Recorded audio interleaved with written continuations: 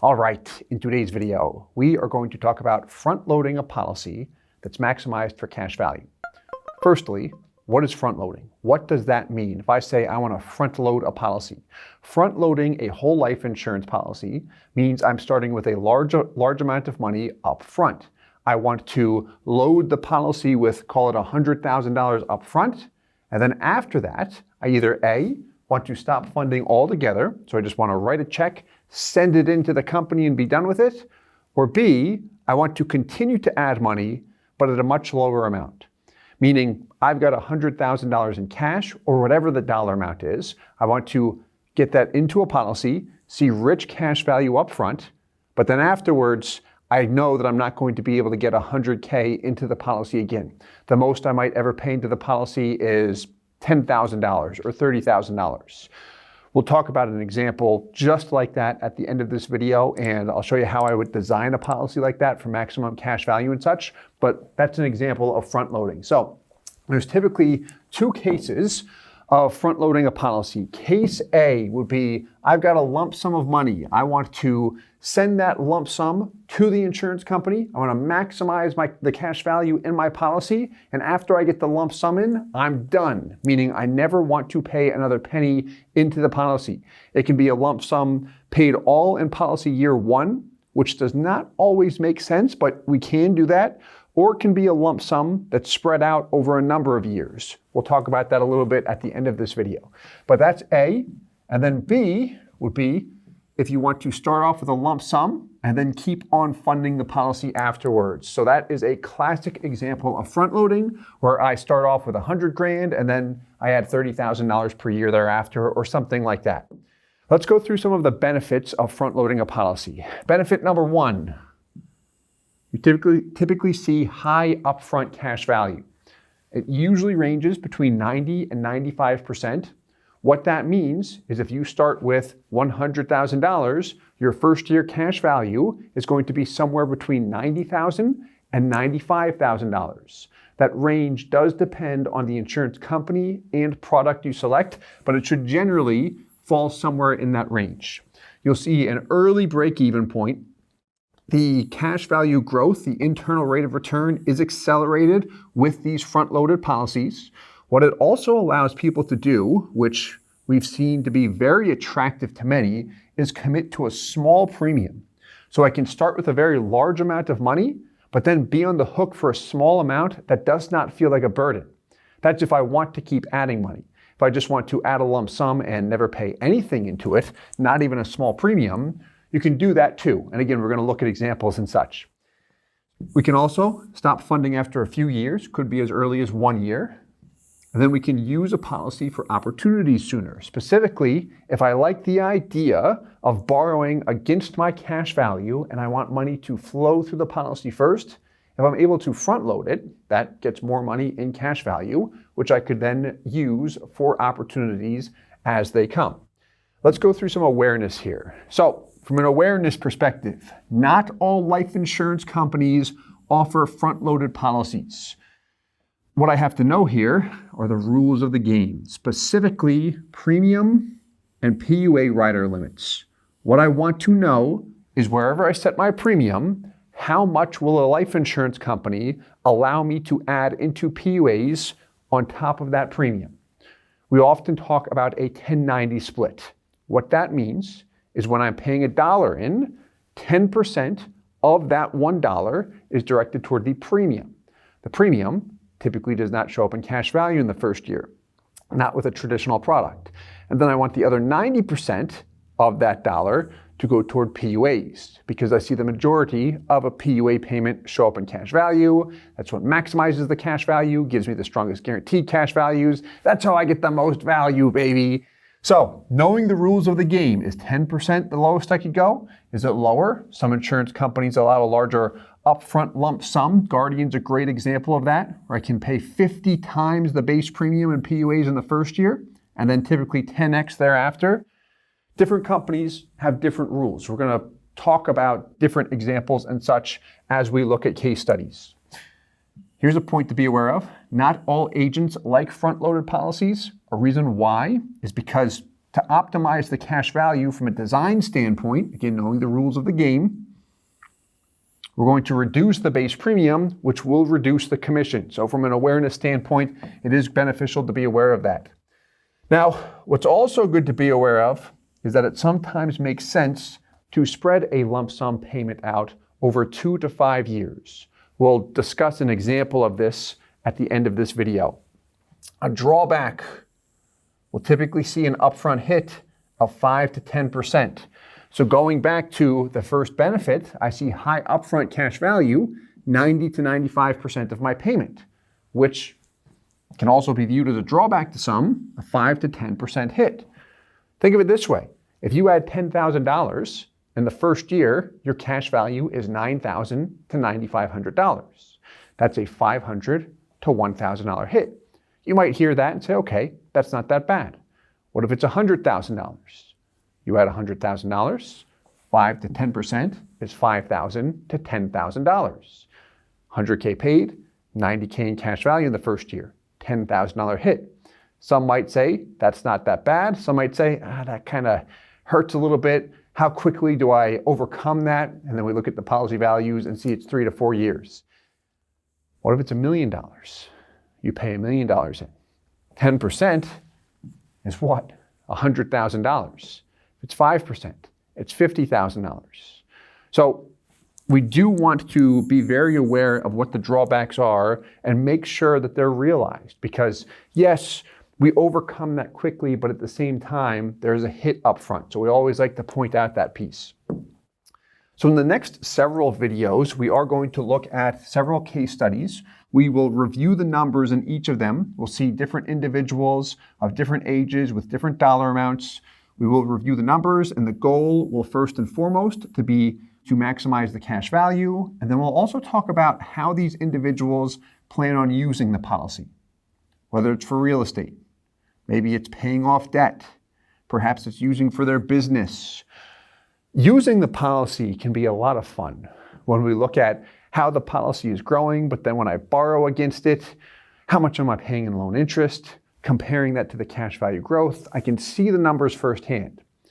But then I can really have a lot of fun and use it for my business or real estate. Whatever I'm using it for is typically generating the highest overall returns or results for me personally. I know, personally speaking, I have the most fun with business. So that's where I would want to place any cash whenever an opportunity comes around. So let's talk about 2 examples real quick here.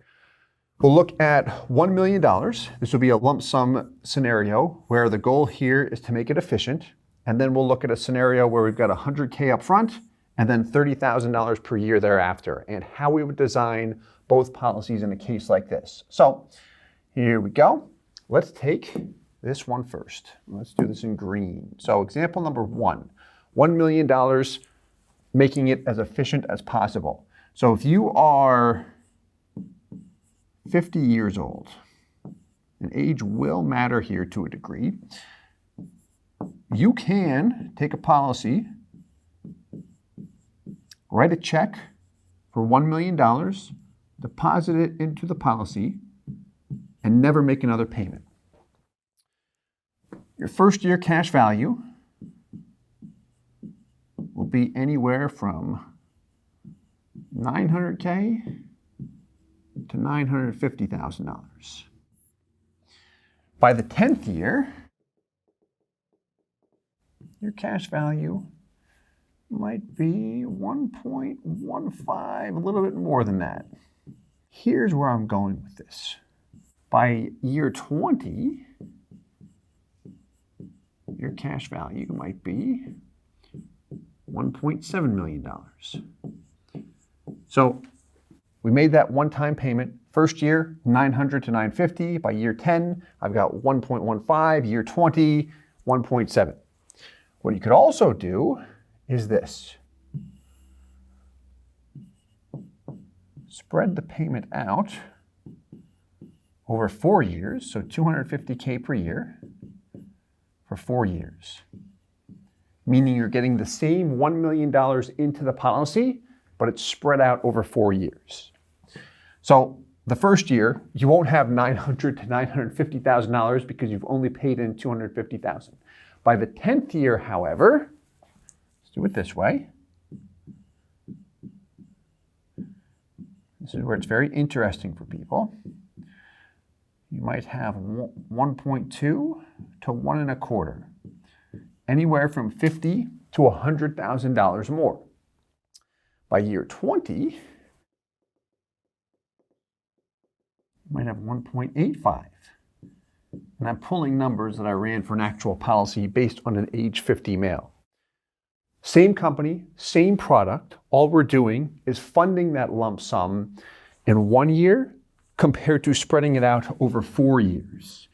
And without getting into the weeds of this, what you'll find is if I have a lump sum that I want to pay into a policy and then I'm done, meaning I don't want to make any more payments after that, it will often make the most sense to spread that out over 2 to 5 years. We mentioned that briefly up here based on the awareness piece, and where that range comes from, 2 to 5 years, or where it applies, is really based on an individual's age. If I'm 35 or 40 years old, I can spread it out over 2 years. If I'm 50 or 60 years old, I want to spread it out somewhere between 4 and 5 years. The older I am, the more it makes sense to spread the lump sum out. It has to do with the insurance expenses on the policy and being able to max fund the policy for several years. We'll look at some case studies in the next several videos. But this is what's interesting about scenario 1. Typically people assume, hey, if I just get as much money as I can into a policy up front, that should begin compounding, and therefore I should have the most money long term because I gave the insurance company everything up front and started to earn interest right away.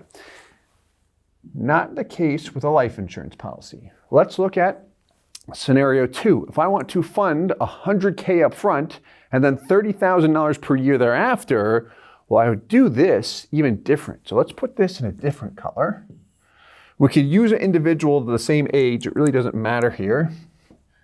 Here's what I would do. So I want to fund $100K up front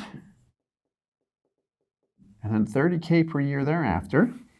What I would use here, depending on how long the individual wants to fund that $30,000 per year, I would use a guardian policy, because what I could do with their rules, know the rules of the game, baby. That's the fun part. I can set that base premium at $3,000 per year. So what this allows me to do, and this is so cool, especially if I want to keep funding the policy, is I can fund that $100K up front, and then I'm committed to this, $3,000 per year. It might be $4,000 per year with a term rider and such. I've got to add a term rider to prevent a MEC, that taxable event, from occurring. But I can commit just to this. And then if I want to add a total of $30,000 per year, I can easily do that because I would just add the rest into PUAs. That'd be the other $27,000 per year. Add the two together. I've got a total of $30K. See what we did there, though? We set the policy up to handle that $100K payment up front. My base premium's only $3,000. So the first year cash value is going to be close to 95%. I'll have about $95,000 cash value in year 1. Then after that, I'm only committed to this. I could easily stop altogether. If I said, you know what, I don't want to pay anything, the $100K is good, could easily do that. But if I want to keep funding it, I could fund $30K every single year, or I could commit just to this. This way, the policy does not feel like a burden. I don't feel like I'm on the hook for $30,000 every year, but I know what the numbers might look like if I do fund $30K per year. And it might end up being something like this, where I commit to $3K per year, but the total I pay in, some years it's 10, some years it's 20, maybe it's 30, and I go up and down. I have a lot of fun with the policy. I'm just adding money at my discretion as opposed to the insurance company sending me a bill. And really what I'm doing here is just building up this big bucket of cash value that is safe, liquid, and also tax-free. The liquidity piece is typically where people are attracted to. Here's somewhere I can position money and then be able to access it for these other opportunities, real estate, business, whatever it might be. So we are going to look at several case studies of front-loading a policy. We've got individuals starting at different ages, and we will look at these in the next several videos. Please let us know your thoughts. Let us know if you have any questions at all on front-loading a policy. Feel free to leave any questions or comments below. And as always, I hope this helps. Thank you so much. Hey guys, Steve here with IBC Global. Thank you so much for watching the video. If you're interested in a whole life insurance policy and you'd like to work with our company in setting it up, please visit our website, ibcglobalinc.com. We would love to work with you. If you have any questions, please leave them in the comments below. And as always, I hope this helps.